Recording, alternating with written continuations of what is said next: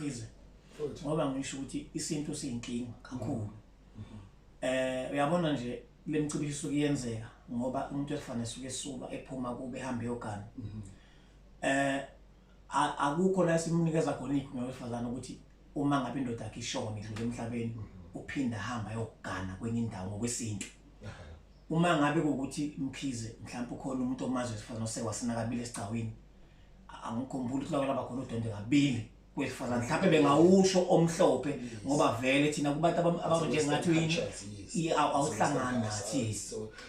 so mfowangema mawusho kanjalo ake kwenzekeke naku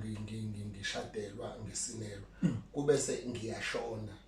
and mawuthi uyabheka unkosikazi wami usemncane yebo understand usemncane kusafanele aqhubeke nempilo yebo and kumele aqhubeke nempilo ngifuna ukunderstand ukuthi eyiphi indlela right ekufuze ngabe kuthiwa iyalandelwa ngoba usemncane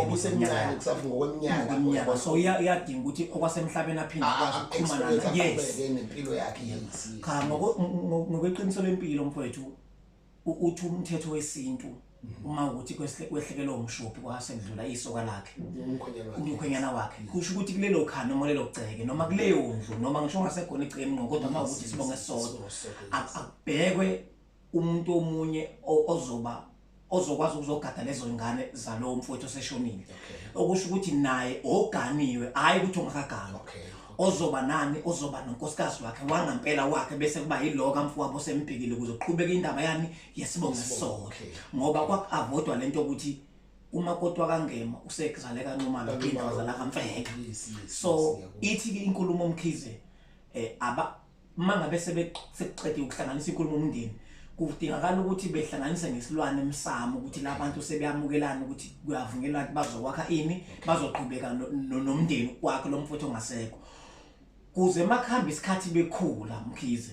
beqhubeka neminyango waphela naye uyakhula wesendlefana uyakhula uzohamba lapho ukukhathale khona kube ukuthi akasadinga okwezwe usedinga ukuthi ndahlala nezingane zakhe ilapho Mkhize kumele behlukaniswe khona ngesilwane futhi ukuthi ukuze